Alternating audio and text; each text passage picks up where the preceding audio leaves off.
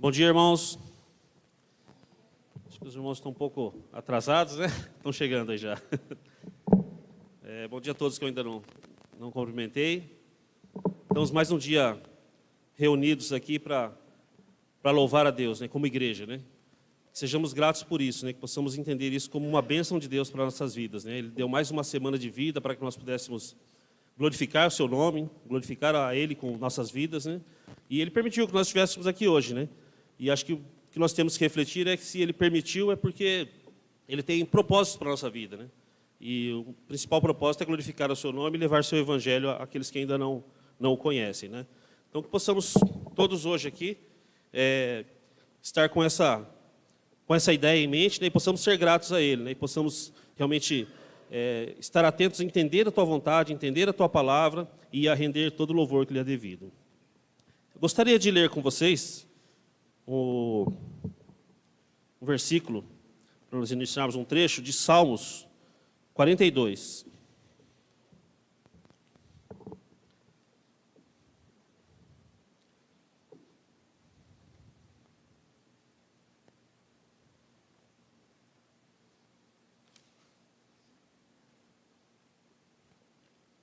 Vocês encontraram? Sim. Vou ler então. Nós vamos ler do 42 ao versículo 5, do 42, do versículo 1 até o versículo 5.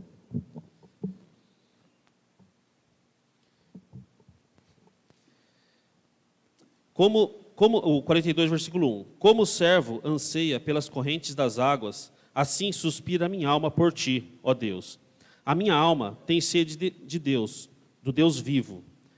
Quando entrarei e me apresentarei ante a face de Deus?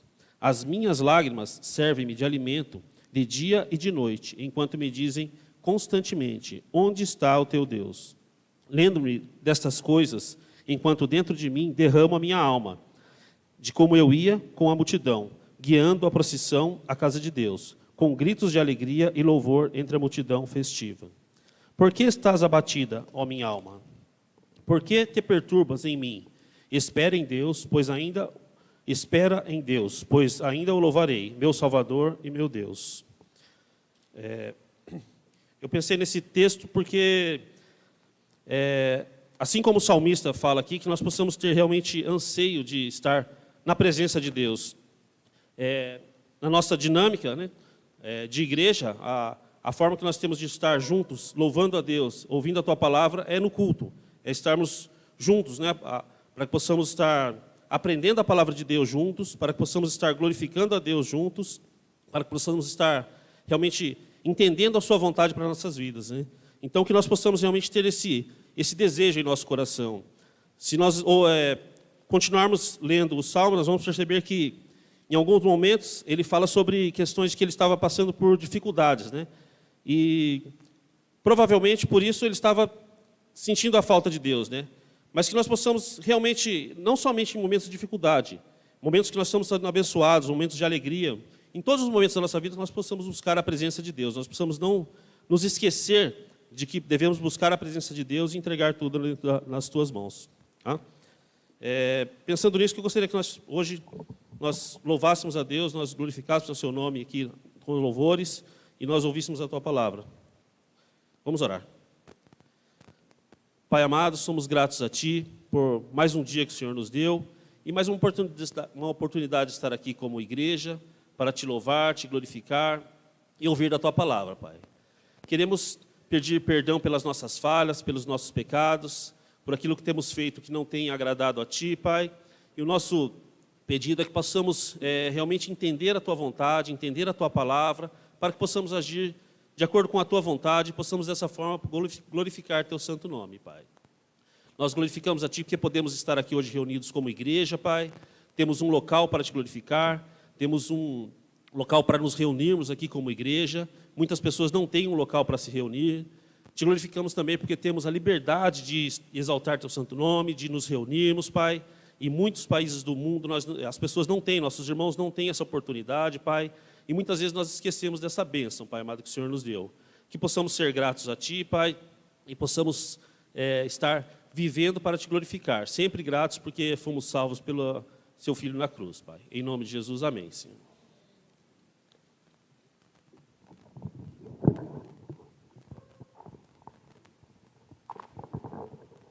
Bom dia, irmãos.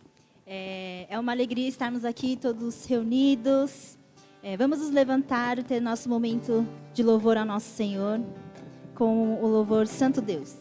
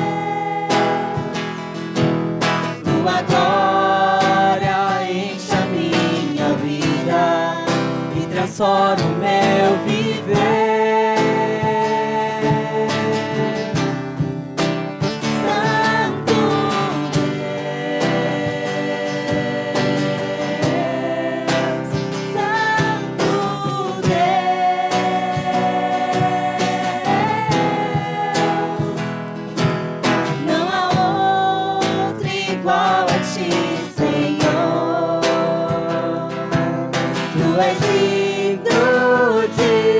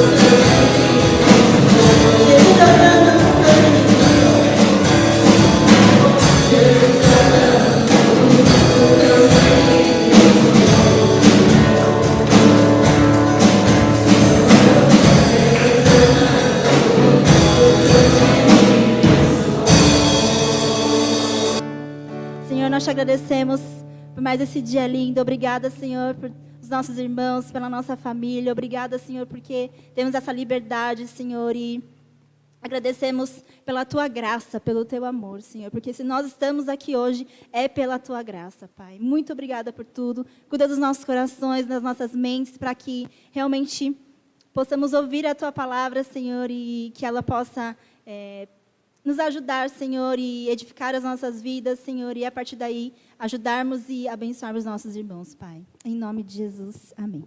Os irmãos podem se sentar.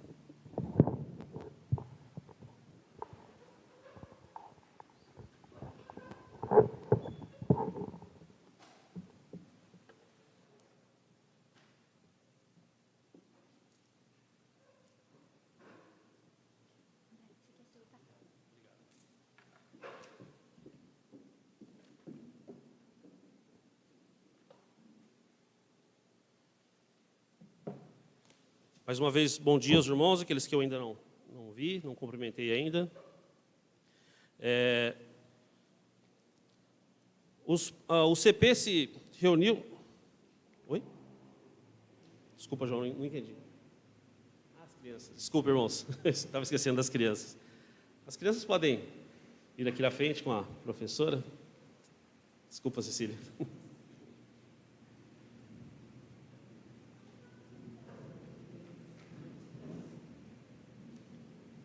Vamos orar.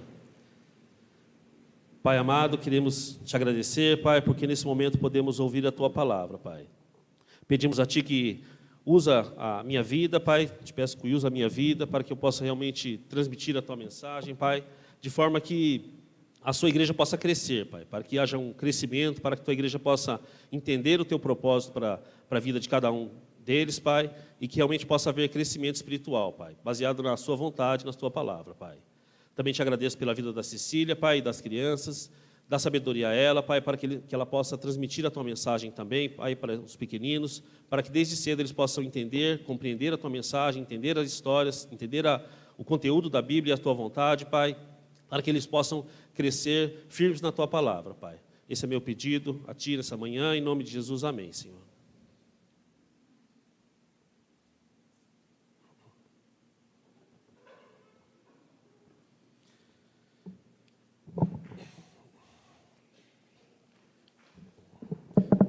Vou tentar encontrar uma posição que o microfone não me atrapalhe, que da última vez que eu preguei, acho que incomodou um pouco o microfone sendo mexido, né? Mas eu ainda não encontrei. Vou tentar encontrar uma posição aqui que não me atrapalhe. Que ele fica bem na direção dos óculos com as minhas anotações aqui. Ainda não consegui me adaptar ainda ao uso do microfone e óculos juntos, né? E sem óculos eu não estou enxergando quase nada, né? É a idade. Então o CP se reuniu e nós decidimos que nós iríamos continuar trabalhando as mensagens através de cartas, né? Escolher um livro da Bíblia, né?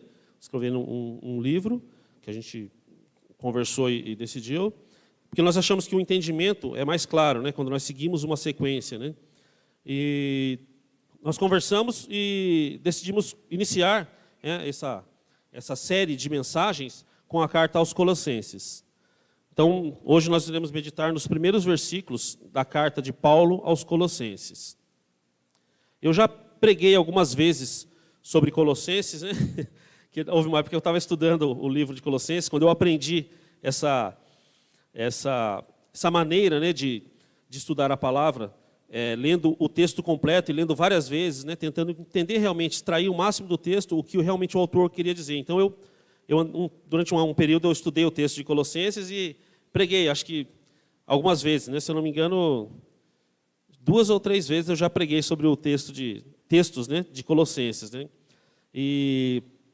Então, assim, talvez vocês ouçam falar alguma coisa que já me ouviram falar, mas eu acho que faz algum tempo já, mais de um ano talvez, então creio que é oportuno, né, a mensagem ser, mesmo que for alguma coisa for repetida, né?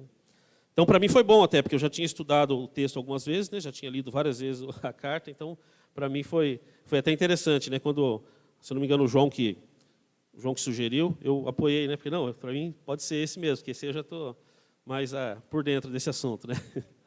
Então, assim, só para esclarecer aos irmãos que provavelmente nos próximos meses, nós estaremos meditando na carta aos Colossenses, com exceção das pregações que forem de visitantes, como na semana passada, por exemplo, que nós tivemos a visita do irmão, que eu não decorei o nome dele ainda, os nomes, o irmão indonésio, né, o pastor indonésio que veio nos visitar, eu não me lembro o nome dele, né? Mas com exceção das visitas, né, e da semana que vem, que vai vir o André, filho do pastor João, ele estará pregando aqui também. Com exceção dessas datas, dos pregadores convidados, os presbíteros, quando a pregação for dos presbíteros da igreja, nós estaremos meditando, provavelmente, né, possivelmente, a maioria deles na carta aos Colossenses. Tá?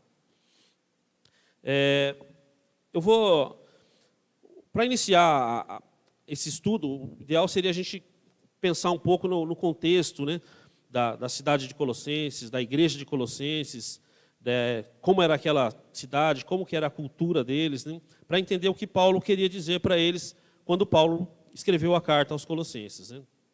Só que como eu já fiz isso algumas vezes, e eu acredito que isso tomaria muito tempo, eu destaquei só algumas questões que eu achei que seriam importantes para o entendimento da mensagem de hoje.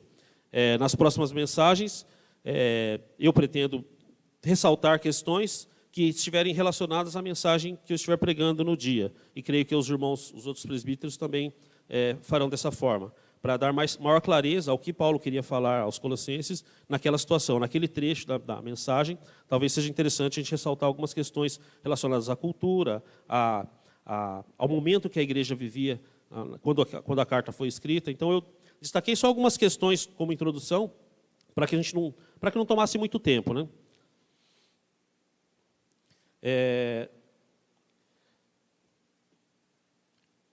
Algumas questões que eu gostaria de destacar com os irmãos é que a igreja de Colossenses, a igreja de Colossos, ela tinha sido muito grande, a igreja não, a cidade, desculpe. A cidade de Colossos ela havia sido uma cidade muito grande, muito rica, por volta de 480 a.C. A cidade era uma cidade que havia sido, ela era famosa, ela tinha campos férteis, ela era famosa também pelos seus vestuários, né, pela área têxtil, ela era muito grande, né? Mas com o tempo ela foi se decaindo, ela foi diminuindo, ela é uma cidade que ela estava localizada num ponto onde tinha muitos problemas com abalo sísmico, com terremotos, né? Então ela foi sofrendo, né, com essas questões de terremoto e ela foi decaindo. E na época em que a carta foi escrita, no início da era cristã, provavelmente no meio do primeiro século, ela já estava uma cidade bem menos influente, já era uma cidade bem pequena.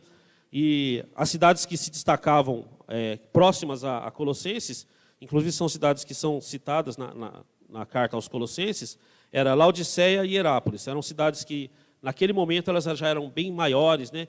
Elas eram cidades que se destacavam muito mais pela sua cultura, pela sua questão financeira, por outras questões. No caso de Herápolis, por questões que ela tinha águas termais, né? Então, vinham pessoas do mundo inteiro para se banhar naquelas águas, acreditando que elas teriam questões terapêuticas, né? Que elas poderiam beneficiar aquelas pessoas. Então, eram cidades mais destacadas. Então, uma questão é que a cidade de Colossos, no momento em que Paulo escreveu, ela já era uma cidade pequena. Uma outra questão é que ela era composta, eu já falei isso na outra vez que eu preguei, mas ela era composta, mas isso é importante para entender a questão da heresia que estava entrando na igreja de Colossos. Ela era composta por gregos, judeus e os habitantes locais, que eram os frígios, as pessoas que originalmente já estavam naquele local da Frígia, que hoje é a região onde está a Turquia. Então, eles já eram originários daquele local, né? E também havia uma grande colônia de judeus lá, que em algum momento foram para aquele local e se estabeleceram naquele local. E havia também uma grande quantidade de gregos. Então, aqui já entra uma questão da mensagem que eu acho que é importante a gente destacar. Muitas culturas diferentes, muitas pessoas com pensamentos diferentes e muitas religiões, né? Pelo menos 3 religiões diferentes, né? Porque os frígios tinham as suas culturas locais, tinham os seus costumes locais, tinham os seus cultos pagãos, né? Os judeus tinham a tinham Deus, né? Eles eram uma comunidade separada por Deus, que naquele momento eles estavam naquele local. Como os irmãos sabem, os judeus se dispersaram por todo o mundo conhecido naquela época. Então, naquele momento, uma parte do povo estava naquele local. E também haviam os gregos, que haviam também povoado aquela região, que também tinham uma cultura diferente, criam em vários deuses, eram politeístas e tinham muitos costumes pagãos, costumes que não estavam de acordo com a palavra de Deus na época. Então, isso só para dar uma ideia do local em que a igreja estava inserida, do local que a igreja de Colossos estava inserida, né? Há uma questão também que eu achei interessante. No final, ele fala de Laodiceia, para que a carta seja lida em Laodiceia, né? E essa Laodiceia é a mesma cidade que é citada em Apocalipse, né? Que é uma questão que era muito destacada nessa cidade, era a questão financeira, né? Tanto é que há uma crítica, João critica a questão financeira, porque eles se achavam, eles depositavam a confiança dele em questões da finanças, né? E é uma questão também que nós vamos conversar aqui hoje.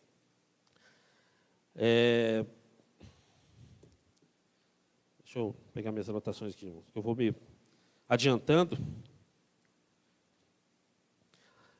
Como eu citei, que haviam muitos judeus naquela cidade, né? E uma das questões que era um grave problema, que vamos dizer assim, que auxiliou para que a heresia entrasse na igreja, que a heresia era um dos grandes problemas daquela igreja de Colossos, que haviam muitos judeus, e os judeus estavam mais preocupados com questões da lei, questões realmente de cumprir a lei.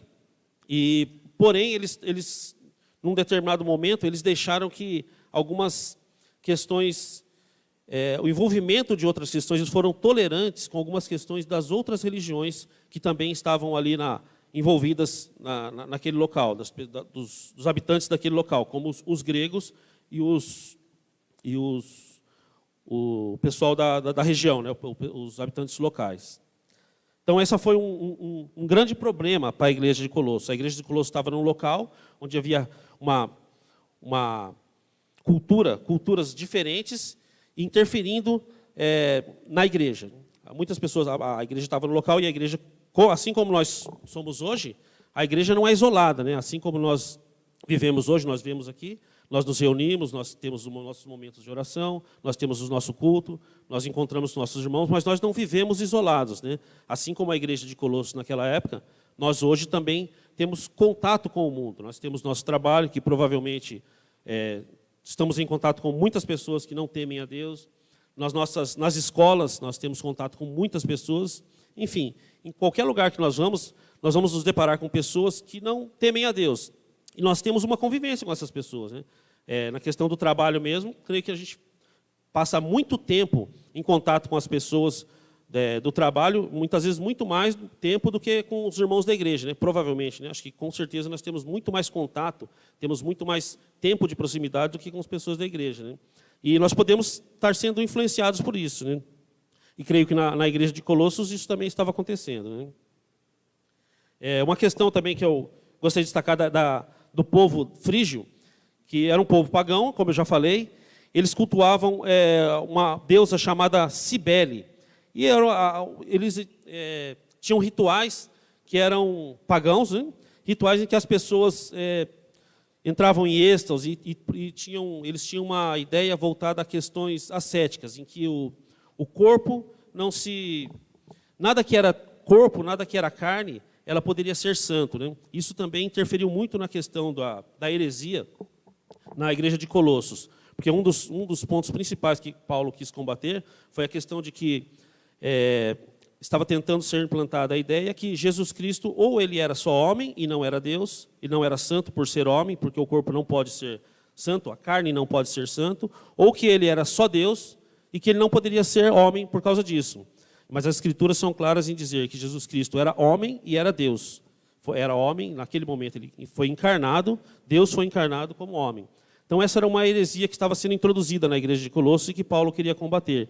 E muito provavelmente, o que interferiu, né, o que contribuiu para que entrasse essa heresia, foi a questão das práticas a essa cultura, a deusa Cibele, que era uma prática voltada a questões naturalistas, né? Mas em que eles tinham essa ideia, eles praticavam essa ideia do ascetismo, né? Que é a questão do que o corpo e o espírito não podem ser bons. Se um é bom, o outro seria ruim, né? Então, isso também estava interferindo na igreja de Colossos. E os gregos, que eram politeístas também, né? Isso acho que eu já até comentei, né? E havia naquela época também, por volta do meio do primeiro século, uma ideia já formada e um início do gnosticismo. Questões relacionadas ao gnosticismo, que no segundo século foram realmente se fortalecer, mas já haviam ideias relacionadas ao gnosticismo que nós vamos tratar um pouco mais adiante na mensagem.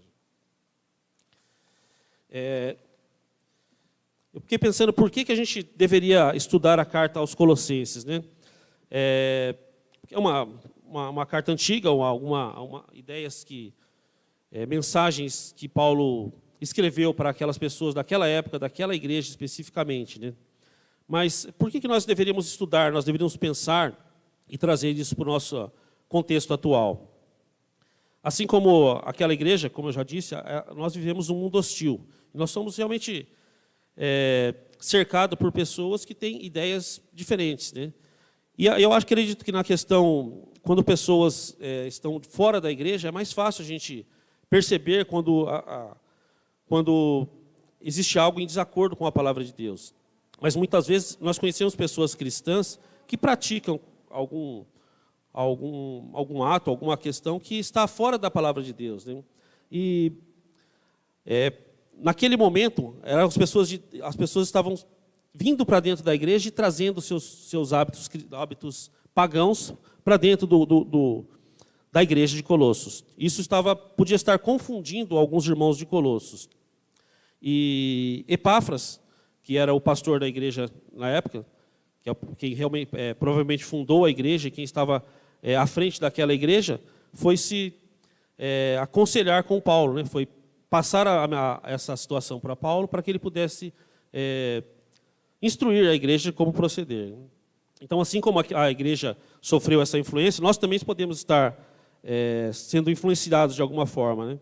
E hoje em dia, assim como no passado, muitas pessoas tentam influenciar a igreja.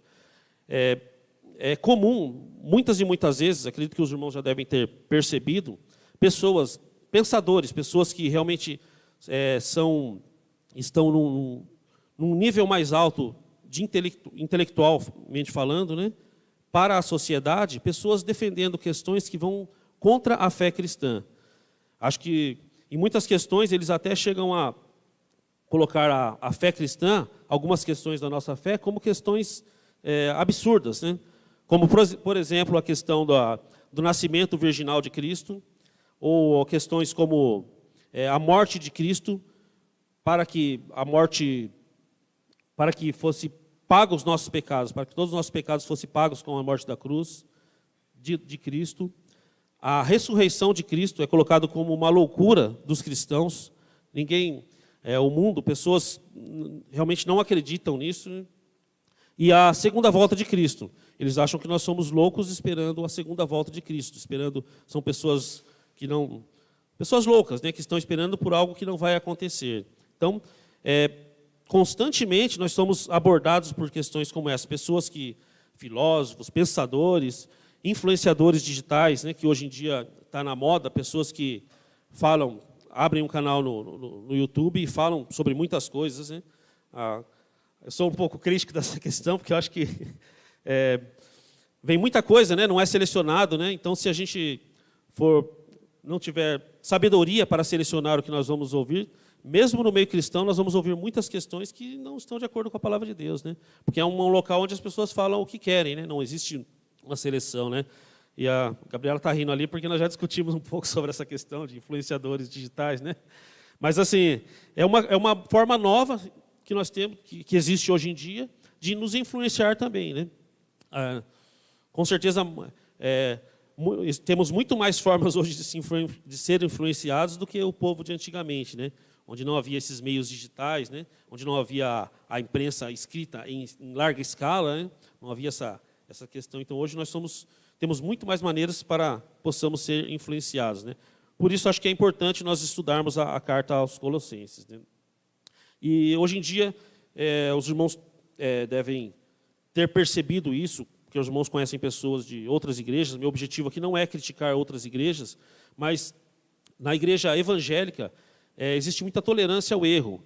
Questões que não estão de acordo com a palavra de Deus, por algum motivo, são toleradas. As pessoas, por conveniência financeira ou por falta de coragem de realmente abordar a questão do pecado, ou por outro tipo de conveniência qualquer, muitas igrejas toleram a questão do pecado, né? Muitas pessoas deixam de lado a palavra de Deus, questões que são realmente claras na palavra de Deus, que nós não devemos tolerar, e muitas igrejas têm tolerado essa situação. Então, assim como acontecia no passado, hoje em dia, essas questões, essas heresias, essas questões que prejudicam a palavra de Deus, essas questões que nos tiram de próximo de Deus, que nos fazem agir contra a vontade de Deus, estão presentes em nosso meio. Por isso é muito bom nós estarmos pensando, mesmo sendo uma carta sendo escrita há 2000 anos atrás, ela ainda é útil para a nossa igreja nos dias de hoje, né?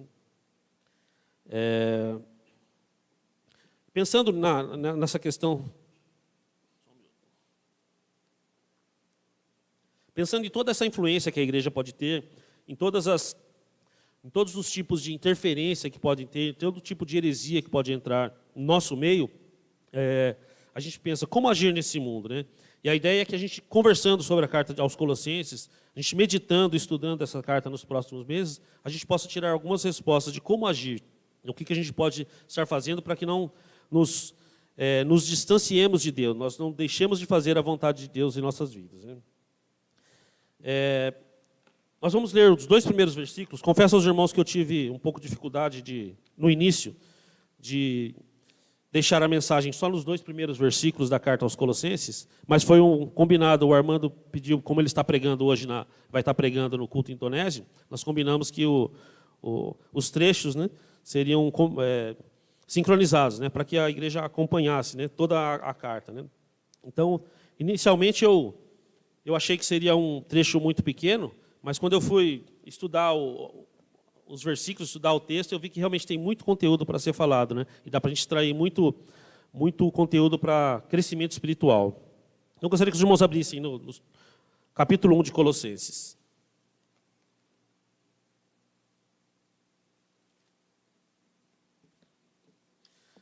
Paulo começa essa carta de uma forma clássica, né, que ele usa em várias cartas dele, né? Ele começa falando: Paulo, apóstolo de Cristo Jesus, pela vontade de Deus, e o irmão Timóteo, aos santos irmãos fiéis em Cristo que estão em Colossos, graça e paz a vós outros, da parte de Deus, nosso Pai e do nosso Senhor Jesus Cristo.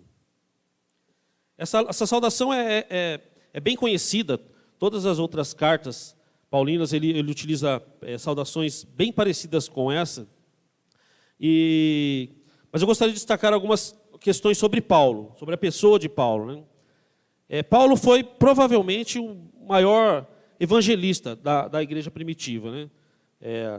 Nós podemos, lendo nas Escrituras, pelo menos o que quis Deus que ficasse registrado para nós, nos leva a crer que ele foi um dos maiores evangelistas, uma das pessoas que mais levou o evangelho a outras pessoas, né, da igreja antiga, né? Foi um missionário, fez diversas viagens missionárias principalmente na região do Mar Mediterrâneo, fez diversas viagens missionárias, levou o evangelho a várias cidades, a vários locais onde ainda não se conhecia a palavra do evangelho, onde as pessoas até conheciam o Velho Testamento, né?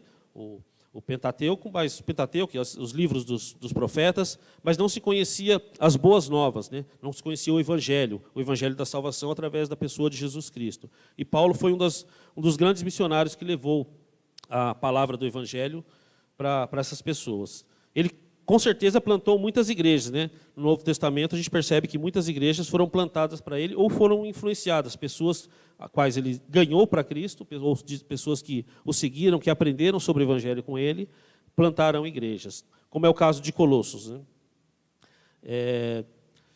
Paulo escreveu estou falando um pouco do currículo de Paulo, né, se é que assim nós podemos dizer, né? Paulo escreveu 13 dos 27 livros do Novo Testamento. Eu falo em 13 porque é o que realmente, hoje em dia, se tem consenso entre os escritores. Alguns livros atribuem-se a Paulo, algumas das minhas Bíblias atribuem a Paulo, outras não. Então, é onde não se tem certeza se realmente é Paulo ou não, porque não tem claramente, no texto, se diz claramente que foi Paulo. Mas, pelo menos, 13 livros, existe consenso em que a autoria dos livros foi de Paulo, né? Entre elas, Romanos, 1º e 2º Coríntios, Gálatas, Colossenses, Tessalonicenses, Timóteo, Tito e Filemão. São algumas das cartas que Paulo escreveu. E, provavelmente, ele é um dos escritores, eu diria que mais lidos do mundo. Por quê? A Bíblia é um dos livros mais lidos do mundo, né? Isso eu já tinha ouvido falar há algum tempo. Eu fui pesquisar para saber se realmente ainda se considerava a Bíblia como um dos livros mais lidos do mundo, né? E realmente, todas as informações que eu encontrei é que a Bíblia é o livro mais lido do mundo, né? Me chamou a atenção, tem alguns clássicos daí da literatura, mas um livro, se não me engano, o segundo era o livro vermelho. Eu só estou comentando porque me chamou a atenção, que era um livro de Mao Tse Tung sobre as questões. E ele obrigava as pessoas naquela época a ter esse livro. Então, assim, talvez por isso seja obrigado, né? E a população da China é muito, muito grande, né? Então, é considerado o segundo livro. Me chamou a atenção isso, mas, enfim, é só uma curiosidade que me chamou a atenção, esse livro ser o segundo. Então, sendo a Bíblia o livro mais lido no mundo, Paulo provavelmente é o escritor mais lido no mundo, né? Então, mais um ponto para o currículo de Paulo, né? As suas obras não são só clássicas, né? Não são só clássicos da literatura, como hoje nós temos aí literatura brasileira, literatura internacional, né? Eu não sou um leitor muito assíduo, mas tem algumas obras antigas, aquela Homero, né? Nós temos obras de Machado de Assis, né? Várias obras que, inclusive, que nós somos obrigados eu não, né? Porque eu já passei da idade, mas aqueles que estão prestando vestibular são obrigados a ler essas obras, esses clássicos, né?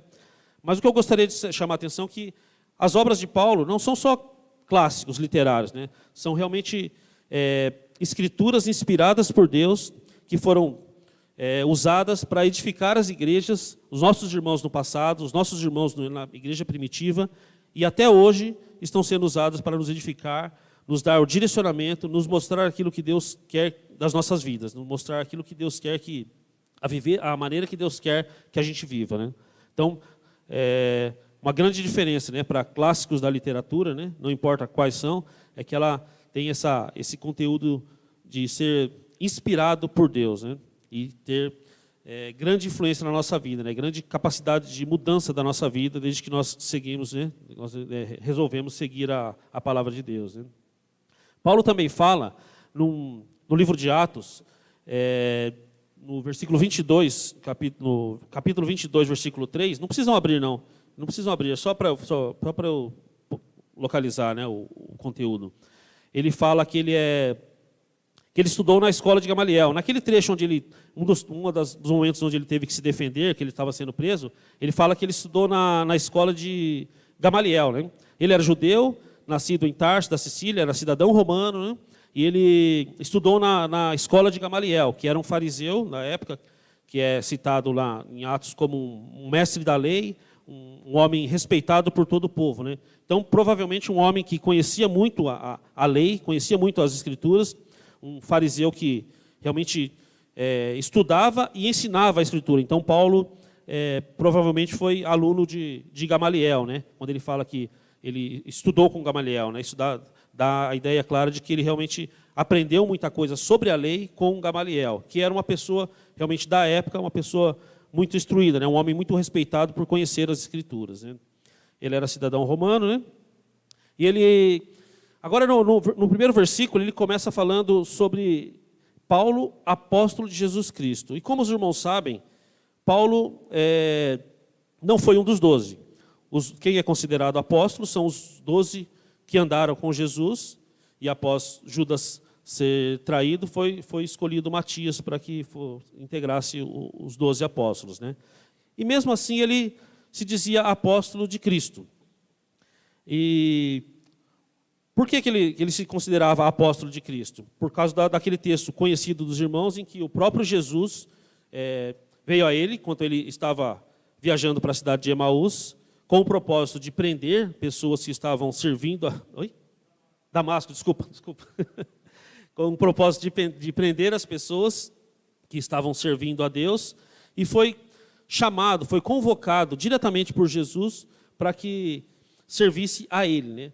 Para que ele deixasse de perseguir os seguidores de Jesus, para que ele deixasse de perseguir os discípulos de Jesus, e ele passasse a ser um discípulo de Jesus.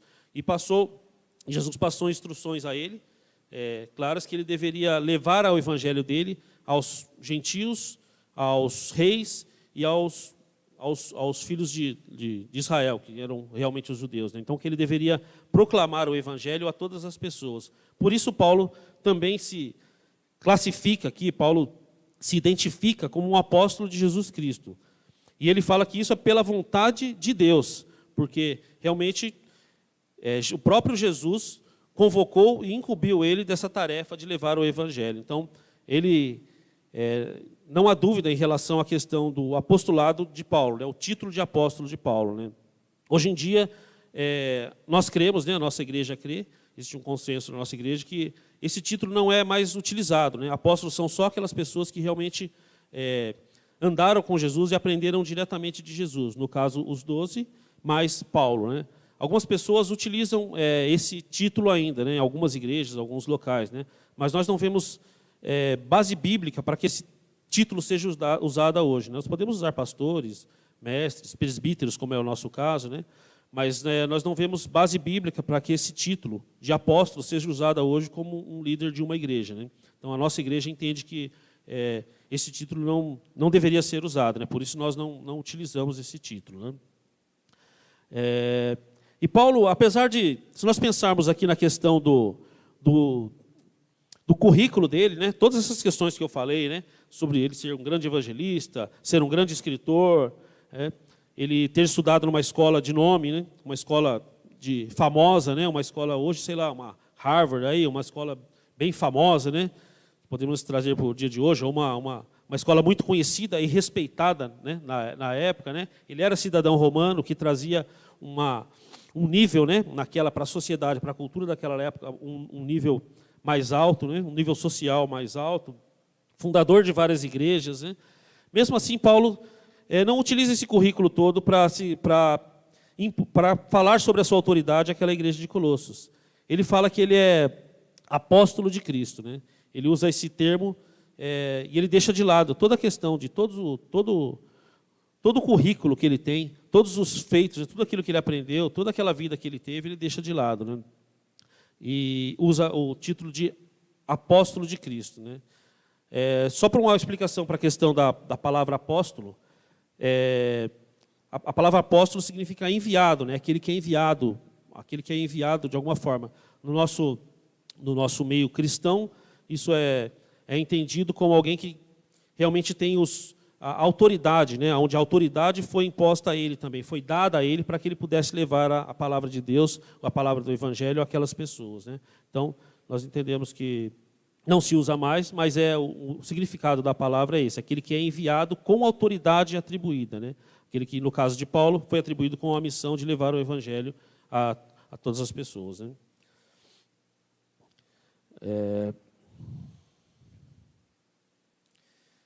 Mas, continuando ainda na carta, no primeiro versículo ainda, não saindo do primeiro versículo ainda, Paulo fala que ele...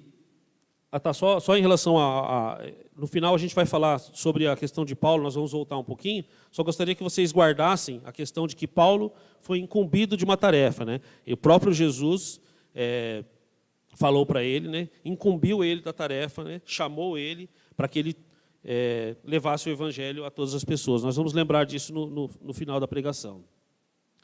Uma outra questão que eu gostaria de destacar sobre o primeiro versículo é que Paulo ele não seguia uma carreira solo. Logo no primeiro versículo aqui, ele fala que ele estava escrevendo a carta, né, que a carta estava sendo escrita por ele, ele está da carta dele, mas ele fala que Timóteo estava com ele, né? Ele fala assim, Paulo, apóstolo de Cristo, pela vontade de Deus, e o irmão Timóteo. Quer dizer, ele deixa claro que Timóteo estava ao lado dele. Então fica muito claro que Paulo não estava sozinho.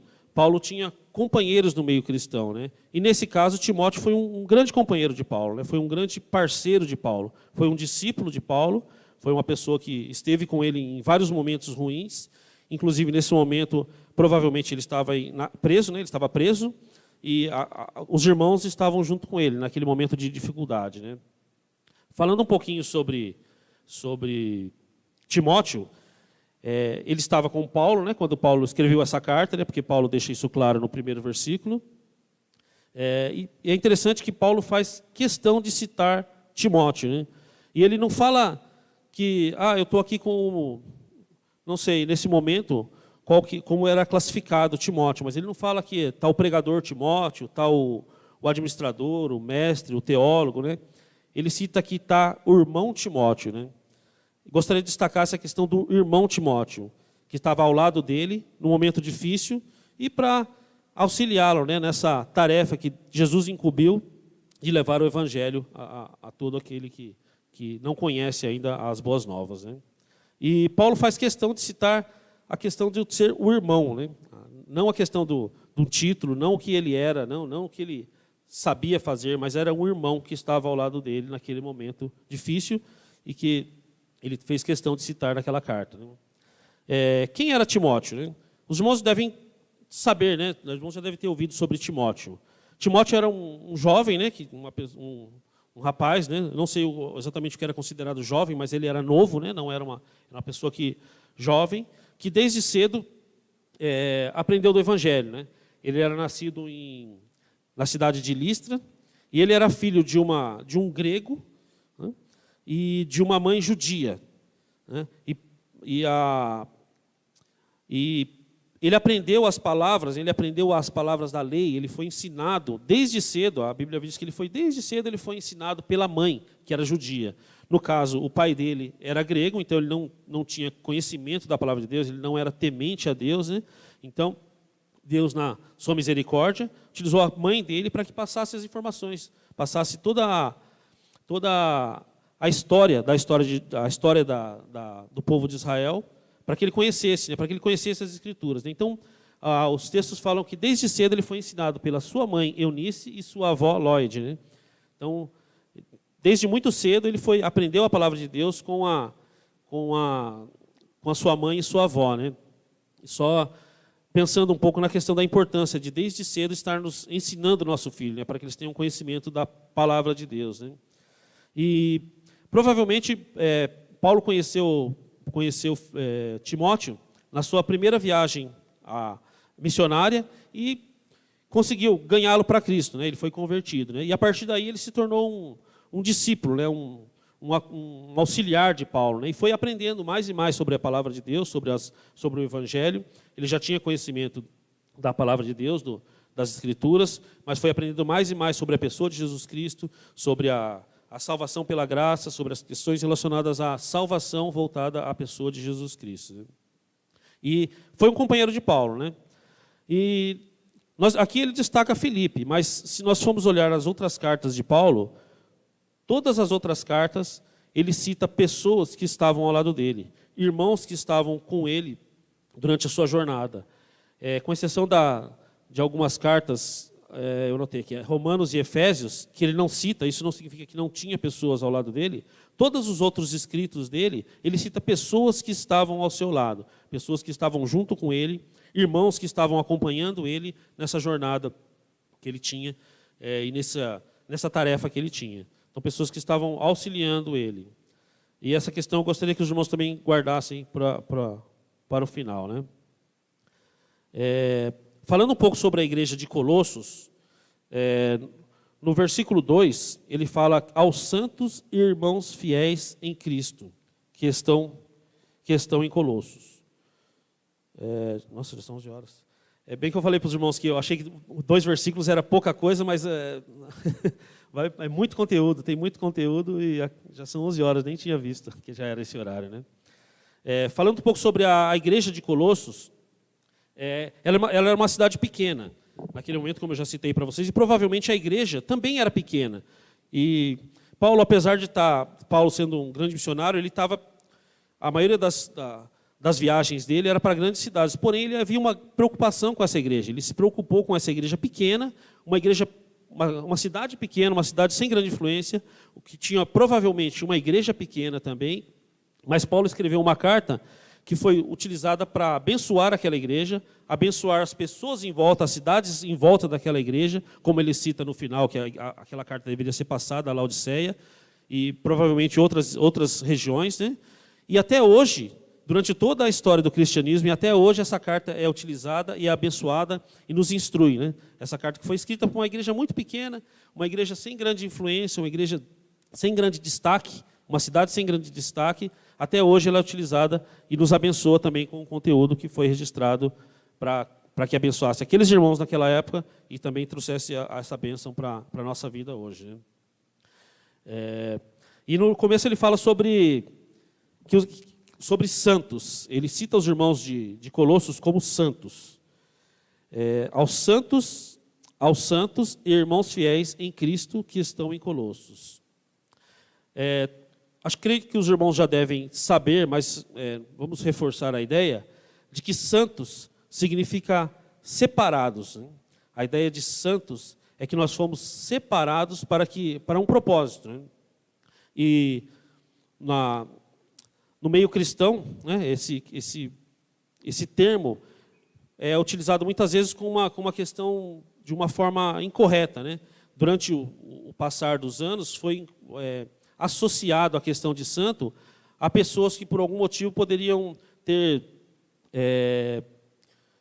estar numa condição espiritual mais alta, poderiam operar milagres, né? Mas é muito claro nas Escrituras que não há nenhum tipo de argumento que sustente essa ideia, né?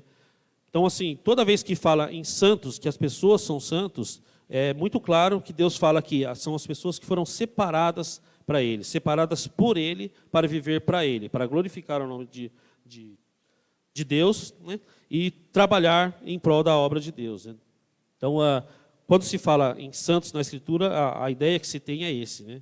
Não existe nenhum termo na Bíblia, né, nas Escrituras, que se relacione isso a uma beatificação ou algo parecido, né?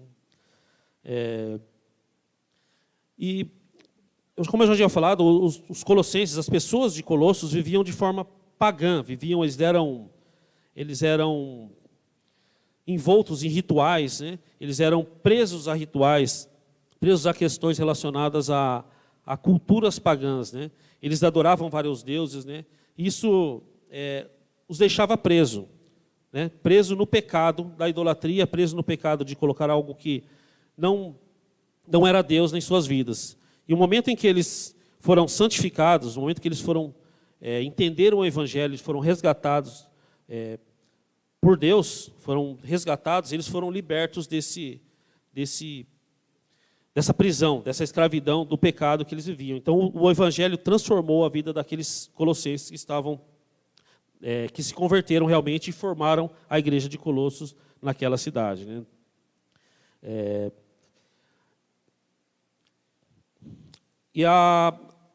O mesmo versículo ainda fala em que eles eram fiéis, porque não tem como ser santo e não ser fiel. A partir do momento que eles foram separados, né, porque eles foram tornados santos, eles deveriam ser fiéis a Cristo. Pode parecer uma palavra pequena, mas ela é muito importante no conteúdo da carta, porque ela também combate a questão da heresia que estava sendo colocada na carta, naquela igreja, né, a heresia que estava tentando entrar naquela carta. Paulo quer deixar claro que vocês foram santos, vocês foram separados por Deus para glorificar a Deus com suas vidas, mas existe uma condição, não tem como vocês serem santos se vocês não forem fiéis a Deus. E ser fiel significa adorar somente a Deus, significa entregar suas vidas somente a Deus e trabalhar em prol da obra de Deus. Deixar todas aquelas práticas pagãs que alguns deles poderiam estar envolvidos ou poderiam estar querendo se infiltrar na igreja, deixar de lado e servir somente a Deus, né?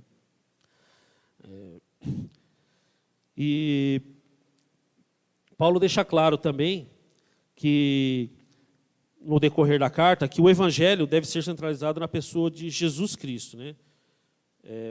Muito se fala hoje em dia, em várias igrejas, sobre várias questões que financeiras, e várias questões que não... prosperidade financeira, várias questões que não estão de acordo com a palavra de Deus. Quando eu quero dizer isso, quando eu falo isso, eu quero dizer questões que não estão centralizadas, né, na pessoa de Jesus Cristo, como as Escrituras dizem, né? E um dos problemas também que estavam tendo em Colossos era que várias questões estavam deixando a pessoa de Jesus Cristo de lado, né? Tirando a importância da morte de Cristo na cruz, tirando a questão de que nós fomos libertos pela morte de Cristo na cruz, de que Ele ressuscitou e que Ele vai voltar. As pessoas estavam considerando Jesus Cristo ou um simples homem ou algo que uma divindade, né? Não estavam considerando que realmente Jesus seria homem. Isso tem um problema grave porque tira a questão de que Jesus morreu como homem para pegar o preço dos nossos pecados, né? Isso era uma heresia grave que ela deveria ser atacada na igreja de Colossenses, né? Paulo também fala, ainda no versículo 2, sobre graça e paz, né? E graça e paz é um termo, uma junção de termo grego e hebraico, e Paulo quer dar a ideia de que antes eles eram condenados à morte, mas hoje eles tinham a redenção pela graça. E com isso eles tinham também a paz. Se nós formos pensar no homem, né, desde quando ele pecou no Éden, desde quando o homem pecou e se afastou de Deus, o caminho que se segue, a trajetória que o homem tem, é somente para a morte. O homem não tem como se livrar. O final do homem é a morte, porque nós somos pecadores e nós não temos outro final. O julgamento para os homens não é outro senão a morte e o inferno. Mas Deus, dentro da sua misericórdia, dentro da sua graça, Ele, de uma forma que nós não podemos imaginar, porque o homem hoje, nós pensando, né, como que é possível alguém se sacrificar por alguém que já estava condenado, ou por muitas pessoas que já estavam condenadas. Essa pessoa merecia a morte, mas eu vou morrer no lugar dela para que ela receba a redenção dos seus pecados, né? E isso é a graça de Deus que ele cita aqui nesse cumprimento, quando ele fala graça e paz a vós outros, né, aquele povo, né? Então, existe uma questão muito importante aqui, né, apesar de pequenas palavras, mas uma questão que deveria ser bem entendida por aquele povo, né, que realmente a graça, né, de Deus é que nos salva, é a graça dele que nos salva e a graça dele que nos traz paz, porque a Bíblia fala, inclusive no versículo 21 mesmo desse capítulo, ela fala que nós éramos inimigos de Deus, nós estávamos afastados de Deus. Mas essa graça, né, esse dom imerecido que nós recebemos de Deus, nos reconciliou com Ele e nos trouxe paz, né? Então, esse cumprimento faz referência a isso, né? Nós temos paz porque nós recebemos de graça algo que nós não merecemos, através da morte de Jesus Cristo na cruz. E isso nos trouxe paz com o Criador. Caminhando para a conclusão, eu gostaria de, como eu falei, para lembrarmos de Paulo, né? Da questão de Paulo que eu falei no início, né? Paulo recebeu um chamado, né? Como nós vimos aqui hoje, né? Como nós conversamos aqui hoje, estudamos aqui hoje, né? E assim como Paulo, todos nós recebemos um chamado, né? Todos nós que fomos salvos, todos nós que cremos em Jesus Cristo como nosso Salvador, nós recebemos esse chamado também. Eu não quero aqui nos comparar a Paulo, né? A influência de Paulo não tem comparação, né? Apesar de ele ser um homem como nós, né? Mas ele foi usado por Deus para levar o evangelho para muitas pessoas, né? Foi usado grandemente por Deus. E o meu objetivo aqui não é nos comparar a Paulo, mesmo ele sendo um homem comum, né? Mas é pensar que em algum momento nós também fomos chamados para um trabalho, assim como Paulo. O trabalho de Paulo foi claro, né? Quando Jesus disse que ele deveria levar o evangelho aos gentios, aos reis, aos judeus, e eu entendo que isso seria para todas as pessoas, né? Ele citou várias pessoas daquela época, né? E assim como Paulo, nós também fomos chamados para isso, né, em algum momento. Mas muitas vezes nós deixamos esse chamado de lado. E quando eu falo isso, eu não estou falando em deixar de vir à igreja, né? Muitas vezes nós estamos vindo, nós estamos frequentando, nós estamos vivendo nosso dia a dia, todos os domingos nós estamos na igreja, mas o que eu gostaria de chamar a atenção é realmente se nós estamos vivendo da maneira que Deus deseja que nós vivemos. Nós estamos realmente nos entregando a Cristo, nós estamos realmente depositando a nossa confiança em Cristo e principalmente vivendo para a glória de Deus. Vivendo para a glória de Deus, não só na igreja, vivendo para a glória de Deus no meu trabalho, no meu casamento, na faculdade, na fila do banco, no mercado, em todos os lugares, em tudo aquilo que nós fazemos, fazer pela glória de Deus. E outra coisa que eu gostaria de destacar é que Paulo, para isso, ele contava com irmãos, né? Nós não estamos sozinhos nessa lida, né? Nós temos irmãos, né? Então, nós podemos analisar duas questões aí. Uma que nós temos uma tarefa a cumprir, né, que nós não podemos deixar de lado, nós não podemos deixar essa tarefa, nós somos chamados para isso. Se nós cremos, nós confiamos, nós cremos em Jesus Cristo, nós somos chamados para essa tarefa. E nós não podemos simplesmente deixar de lado, sentar no banco e ficar aguardando a vinda de Cristo, né? Não foi para isso que nós fomos chamados. Mas que para cumprir essa tarefa nós temos irmãos. E nós precisamos de irmãos. Nós precisamos de pessoas ao nosso lado, nós precisamos quis Deus que fosse assim. Não estou dizendo com isso que nós estivermos sozinhos numa ilha, nós não vamos deixar de servir a Cristo, né? Mas essa não foi a condição que Deus nos deu hoje, né? Nós temos pessoas que também conhecem a Cristo, pessoas que também foram salvas, pessoas que foram dadas a nós como irmãos por Deus, a partir do momento que nós somos salvos por Ele. E essas pessoas estão aqui, nós podemos ser tão aqueles que ajudam, como aqueles que vão ser ajudados, né? Então, gostaria que nós nos colocarmos nessas duas condições. Pessoas que têm uma tarefa a cumprir e que precisam dos seus irmãos, nós não precisamos cumprir essa tarefa sozinho, e também nós colocamos na situação que nós precisamos ajudar o nosso irmão a cumprir a tarefa dele. Gostaria de citar ainda um versículo que Paulo fala, é um versículo bem conhecido, não precisam abrir, em 2 Timóteo 4,7, ele fala, um versículo que já é bem conhecido dos irmãos. Provavelmente ele citou esse versículo já no final da sua vida, né? Ele cita: combati o bom combate, acabei a carreira e guardei a fé. Ele escreve isso porque realmente ele pôde olhar para o seu passado e perceber que desde quando ele foi chamado a cumprir aquela tarefa, a servir a Cristo, a glorificar a Deus, durante toda a vida dele, apesar de tantos problemas, apesar de tantas perseguições, apesar de tantas aflições que ele passou, a vida toda dele, ele pôde reconhecer que a partir do momento que ele foi chamado, ele serviu a Cristo com todas as suas forças, de maneira que agradasse a Deus.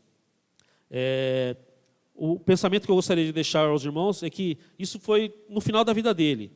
Que no final da nossa vida, nós possamos realmente pensar nessa situação e possamos pensar como Paulo, que realmente nós...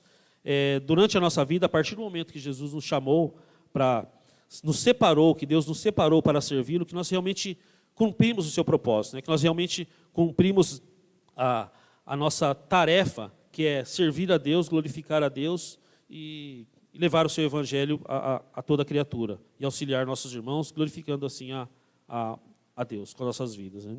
Então, é só uma questão para a gente pensar, né? Nós não sabemos quando Deus vai nos levar, mas não vamos deixar para pensar nisso e nos arrepender por não termos servido a Deus no final da nossa vida, né? Que possamos pensar isso hoje, para que no futuro, quando estivermos velhos ou próximos ao momento de deixarmos esse mundo, que possamos realmente olhar para o nosso passado e pensar que nós realmente servimos a Deus. Com dificuldades, em muitos momentos nós enfrentamos dificuldade, que nós somos humanos, nós enfrentamos dificuldade, mas que possamos ter essa certeza que nós realmente servimos a Deus durante a nossa vida. Amém? A mensagem que eu tinha para transmitir aos irmãos nessa manhã é essa. E gostaria de orar para que nós possamos encerrar a mensagem. Pai amado, te damos graças, Pai, por essa mensagem que o Senhor colocou no meu coração hoje, para que pudesse compartilhar com a sua igreja, Pai. Te damos graças porque o Senhor inspirou irmãos para que eles pudessem registrar a Tua palavra, registrar a Tua vontade no passado, Pai, para que nós pudéssemos ser abençoados hoje com a Tua mensagem, Pai, com a Tua palavra, e pudéssemos saber realmente como nos comportar nesse mundo, como nos comportar em situações que muitas vezes tentam nos influenciar e tentam nos tirar do caminho de Cristo, Pai. Nós agradecemos a Ti, Pai, porque o Senhor também nos dá irmãos para que possamos seguir essa lida juntos, para que possamos nos auxiliar, para que possamos juntos cumprir a tarefa que o Senhor nos deu, Pai. E que realmente esse seja um desejo de nosso coração, possamos meditar no que estamos fazendo com o tempo que o Senhor nos deu, que possamos realmente avaliar se estamos usando a nossa vida para Te glorificar, Te exaltar e fazer a Tua vontade, Pai. Que esse seja um momento de reflexão e que possamos realmente decidir, se não estivermos agindo assim, que possamos decidir agir de acordo com a Tua vontade, Pai, para que no futuro, quando estivermos velhos, próximo da nossa morte, nós possamos não nos arrepender daquilo que nós fizemos, Pai, mas possamos olhar para o nosso passado e pensar que realmente servimos a Ti com nossas vidas, Pai. Em nome de Jesus, amém, Senhor.